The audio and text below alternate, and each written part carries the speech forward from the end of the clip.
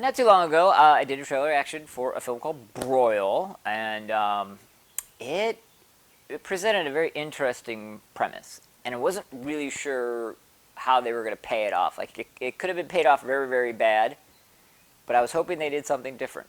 So let's find out.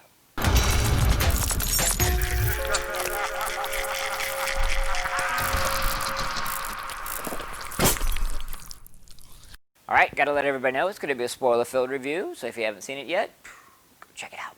Now that you're here, sensibly, a family, the daughter, basically tells her dad that she wants out, and there's clearly some really weird stuff going on with the family.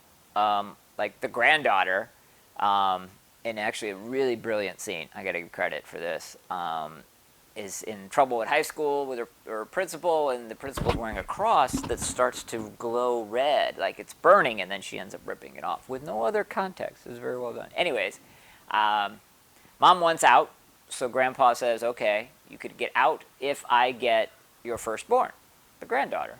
For what? Well, let's find out. All right, it is likes time, and I got to tell you, there's a few. This is incredibly well done, well acted all around, top to bottom, especially the grandfather. And this is the biggie.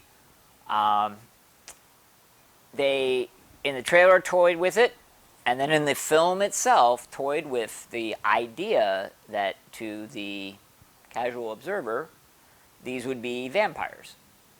And they weren't. And that I was very, very happy about. They even went so far as to basically, kind of make this like a demon family. They describe him as the, the guy who ripped the heart of the horn guy. Basically, I think we're supposed to get the impression that he was a demon who ripped the heart out of Satan, came to Earth. And, they have a very interesting sort of mandate. They believe that they're culling the wicked.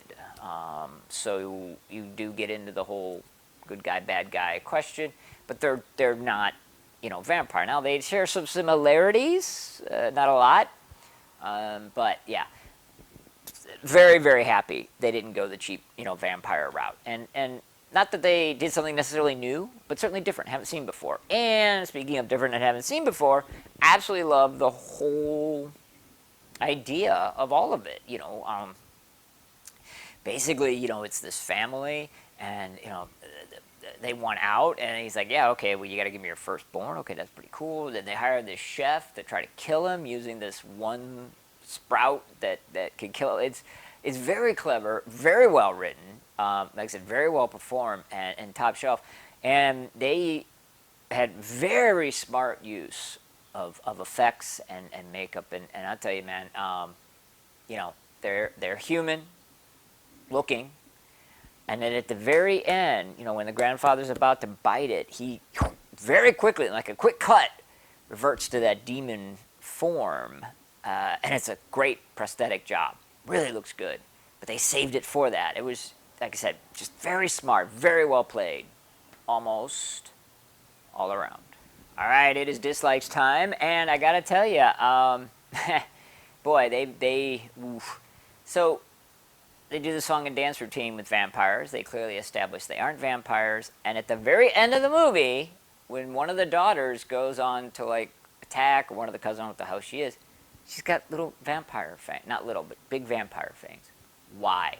You totally ruined it there. You had set it up so beautifully, and then you ruined it. Speaking of ruining it, you stuck the landing pretty damn hard on multiple levels. So, in a nice little twist, after the mother and father who want out are killed, the daughter is also killed. And actually not even by the just by sort of an innocent bystander in a fight. It was like, oh, cool. And then suddenly she's like in limbo or purgatory or something, talking to an older version of her little sister. That was exposition and explanation that we really could have done without. However, if you're going to have that in there, right, then you have it in there, and when it's all said and done, they go away. They dissipate. They say, okay, now you got to go to heaven or hell, whatever it is. I don't care. But no, they didn't do that. The teenage daughter gets to go back into her slit throat body. Why? Completely pointless, completely ruins any kind of impact that, you know, her death may have had, that did have a nice impact on it. And then you've got this whole subplot with the freaky little chef dude having a love interest to this chick that runs a food truck. Fine, you know, it was well played, sort of 80s innocence, blah, blah, blah. And then at the end of the movie, when clearly they could be together, or at least try to start something, or even yeah, oh, we're brother and sister. What? Why? Pointless. Absolutely pointless. Like, I am not a fan of the romance and everything, but I know when it has its place, and they did it well. So just, you know, have them reach over, grab her hand, and the movie ends or something. I mean, you don't have to go that far, but then, no, we're sister, I'm brother, you know, I'm your sister. Why? No reason. Unless they're trying to imply that, oh, this is the new but they aren't, because that wasn't done well enough. They aren't the new family, okay? So yeah, like, God, so much good for so long, and then just, boom, stuck that landing like a son of a bitch.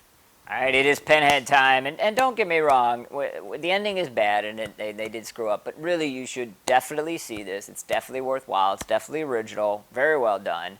So we're going to go with 3 1/2 pinheads out of 5. I don't have a half symbol. 3.5. All right, so what did you guys think? Please let me know in the comment section below. I'm thinking this is going to generate some discussion.